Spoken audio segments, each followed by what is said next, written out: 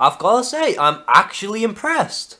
So I've just seen the first trailer for the Justice League film, and I cannot deny that I'm actually all the more pumped for this film now than I ever was. Now what I like about this trailer is that not only are they showing the characteristics of each character and their building relationships, but also show us a lot more humour. Like in the scene when the Flash asks Bruce Wayne what is his superpowers, to which he responds, well, he's rich. And honestly, I want to see more of that in the final product. And I also love how this film is being a lot more colourful, but at the same time having its own identity to separate themselves from other Marvel films. And that is a huge step up from Batman v Superman, in which was completely dark all the way through. Now I just want to touch upon each character in the Justice League and give my quick thoughts about each character. Now first of all, we have Bruce Wayne as Batman, and as we already knew from Batman v Superman, he's going to be the one who will recruit the other metahumans for the upcoming attack. And it's also great to see Batman being more willing in teaming up with other heroes, and also kicking ass against the parademons. And as a quick side note, we actually do get to see Commissioner Gordon in this trailer. And what's interesting is that Gordon goes up to Batman and saying it's nice for you to team up with other people again. So could this be a subtle hint about Batman being a loner after the death of a Robin? And as far as I'm aware, that Batman is actually trying to redeem himself because he lost his humanity during Batman v Superman, and that in this film apparently he is going to be regaining that humanity again. So I feel like in this film that Batman is going to have a little arc about accepting other teammates, as well as trying to live up after his past mistakes during Batman v Superman. Next we have Wonder Woman, and it seems as if she has the least amount of screen time in this trailer, but that's probably due to the fact that her solo film is coming out first. But what we got from the character is that she's going to be a badass, and we do get to see her slaying a bunch of parademons. Not to mention that we also get to see some Amazonians going up against the parademons, which is probably due to the fact that the Amazonians have one of the 3 mother boxes. And just like Bruce Wayne, Wonder Woman is going to be one of the characters who is going to be the catalyst in the formation of the Justice League, and will help Bruce Wayne in recruiting the other characters such as Cyborg, Aquaman and the Flash. Next we get to the Flash, and in this film he is going to be the comic relief, and clear as day he seems very overwhelmed that he is in a team full of metahumans. What interests me more is the way that they're actually going to incorporate the Flash's speed in the film, because when you get to see the Flash like dodging bullets from parademons, it almost seems as if he's teleporting.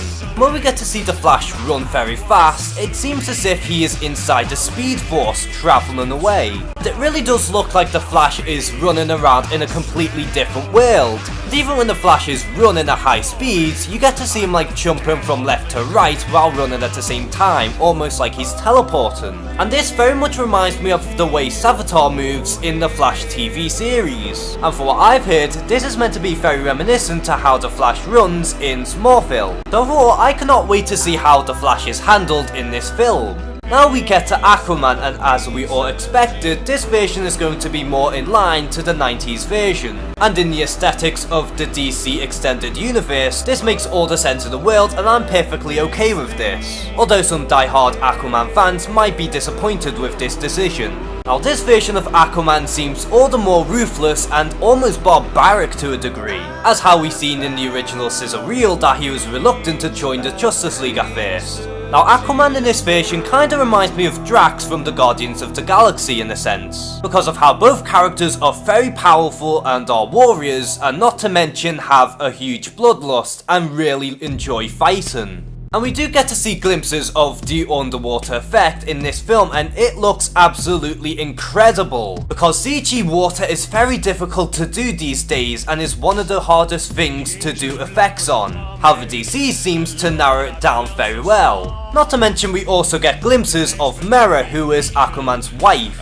Now her role within the story remains to be seen, however I must say that she looks very good in motion, and I especially love the design of her armour. Now we get to the member who I'm most concerned about, and that is of course Cyborg. And before anyone questions, no, I am not here to bitch about his design, and if anything, I think his design is okay. Plus this film is still in post-production, so chances are Cyborg is going to look way better in the final product. Now what we know about Cyborg is that he is going to be infused with one of the mother boxes, which is very much like his New 52 origin. Like I said, I think his design is perfectly fine, and I honestly like the sleek design. And although I do agree that he looks a little too slim in terms of the legs and arms department, we clearly get to see Cyborg changing his gear into a headpiece so that he could go further into the sky. So it's very evident that Cyborg can morph himself into a lot more things. And in the final battle, I assume that Cyborg is going to morph into an even more bigger form, which would be very reminiscent to the New 52 design. And like I said, his appearance is the least of my problems. Now my biggest worry about Cyborg in this version is of course his personality, as he seems very drained in this version. While whenever I think about Cyborg in the comics, I always see him as one of the more fun characters in a similar vein to the Flash. Now I feel like that in this version that they're going to explore more about Cyborg's humanity and how that he is essentially a cyborg, unlike how all the technology is slowly tearing his humanity away. Now I'll admit that's a very interesting angle, but I have to wait until I see the final product. Now I want to quickly touch upon the Parademons because I really think they look very interesting. Because unlike the Chitauri or the Ultron drones from the Avengers films, the Parademons look like a force to be reckoned with and are very threatening.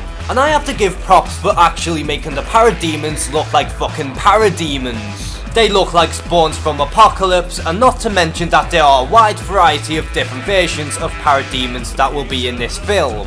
And the Parademons look so big, masculine, powerful and threatening that it seems like the Justice League could even struggle fighting against one of these guys. And what's interesting is that we haven't seen Steppenwolf in the trailer whatsoever. However, it seems like DC's new gimmick in which in all the trailers they won't reveal the new villain. Much like how the Suicide Squad didn't reveal Incubus, and how in all the Wonder Woman trailers we haven't seen Ares in the flesh. Now there's still no signs of Superman, Lex Luthor or even Deathstroke in this trailer, but I think that's for the best because I feel like Superman is going to be the star for the Justice League and will have some of the best scenes. And I have to give total props for DC for keeping the whole trailer ambiguous. And they're showing us everything that we want to see, and that's the Justice League's dynamic, their abilities, as well as how they're going to look like on screen without showing us anything that we don't want to see. And overall, this is a very solid trailer.